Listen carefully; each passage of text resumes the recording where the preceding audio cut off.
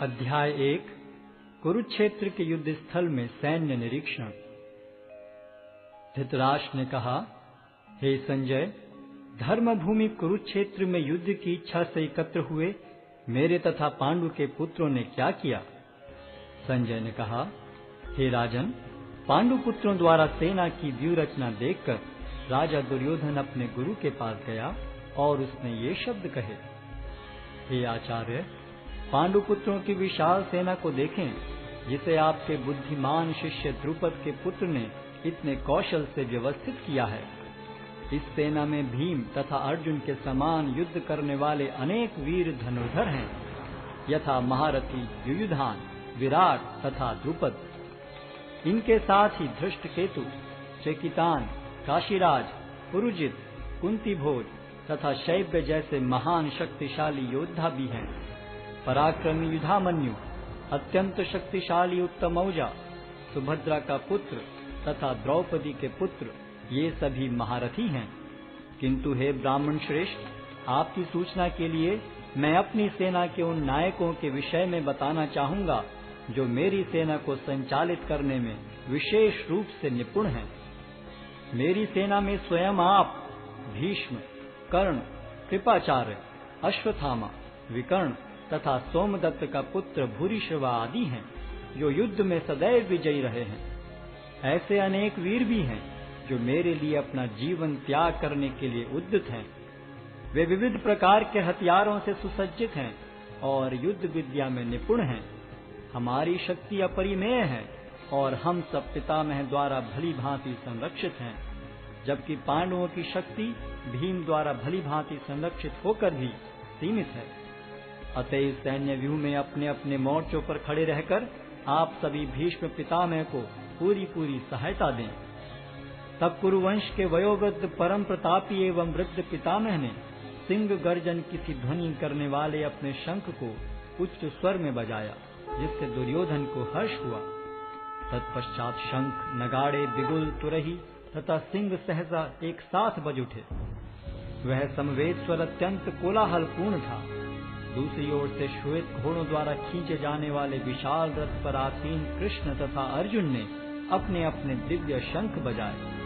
भगवान कृष्ण ने अपना पांचजन्य शंख बजाया, अर्जुन ने देवदत्त शंख तथा अति भौजी एवं अति मानवीय कार्य करने वाले भीम ने पौंड्र नामक भयंकर शंख बजाया। हे राजन, कुंती पुत्र राजा युधिष्ठिर ने अपना अनंत विजय नामक शंख बजाया तथा नकुल और सहदेव ने सुघोष एवं मणिपुष्पक शंख बजाए।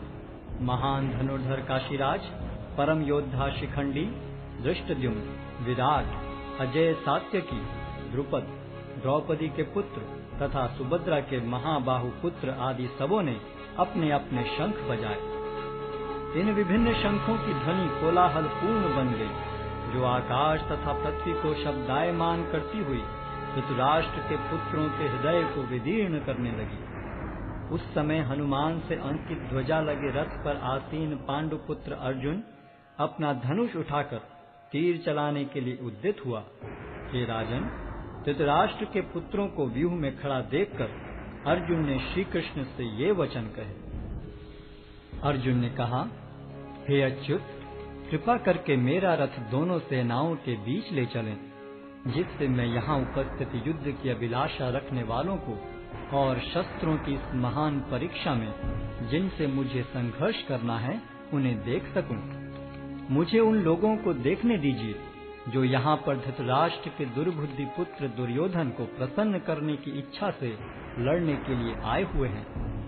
संजय ने कहा, हे भरतवंशी, अर्जुन द्वारा इस प्रकार संबोधित किए जाने पर भगवान कृष्ण ने दोनों दलों के बीच में उस उत्तम रथ को लाकर खड़ा कर दिया। भीष्म, द्रोण तथा विश्व भर के अन्य समस्त राजाओं के सामने भगवान ने कहा कि हे पार्थ, यहाँ पर एकत्र सारे कुरुओं को देखो। अर्जुन ने वहाँ पर दोनों पक्षों की सेनाओं के मध्य में अपने चाचा ताऊओं, पितामहों, गुरुओं, मामाओं, भाइयों, पुत्रों, पौत्रों, मित्रों, ससुरों और शुभ चिंतकों को भी देखा। जब कुंती पुत्र अर्जुन ने मित्रों तथा संबंधियों की इन विभिन्न श्रेणियों को देखा तो वह करुणा से अभिभूत हो गया और इस प्रकार बोला। अर्जुन ने कहा, हे कृष्ण, इस प्रकार युद्ध की इच्छा रखने वाले अपने मित्रों तथा संबंधियों को अपने समक्ष उपस्थित देखकर मेरे शरीर के अंग कांप रहे हैं और मेरा मुख सूखा जा रहा है।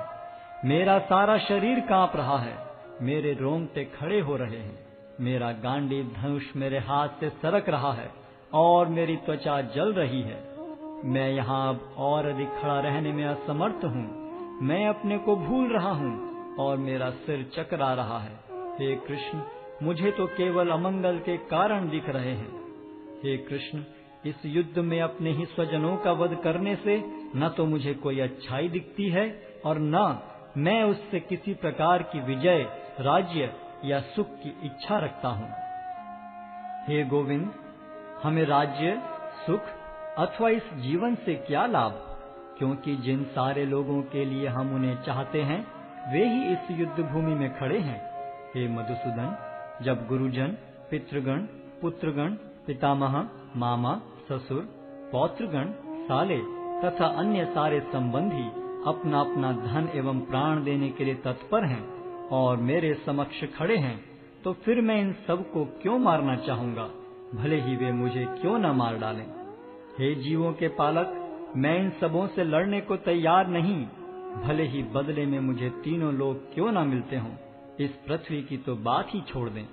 भला धृतराष्ट्र के पुत्रों को मारकर हमें कौन सी प्रसन्नता मिलेगी।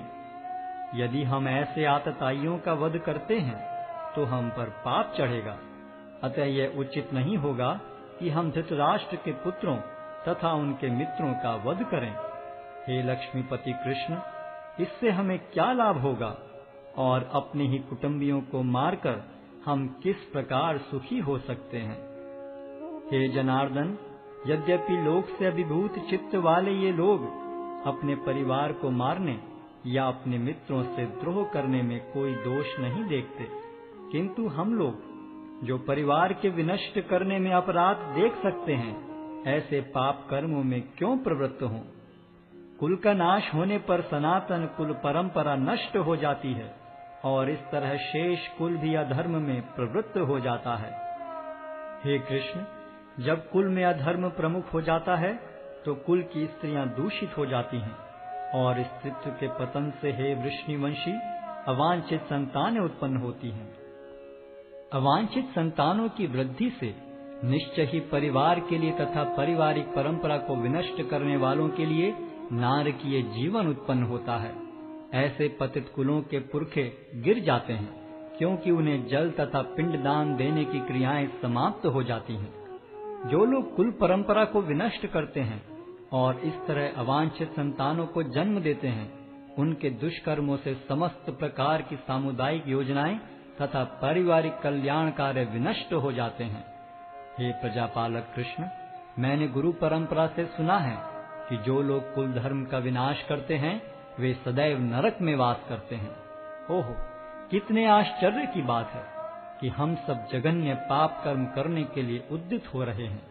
राज्य सुख भोगने की इच्छा से प्रेरित होकर हम अपने ही संबंधियों को मारने पर तुले हैं।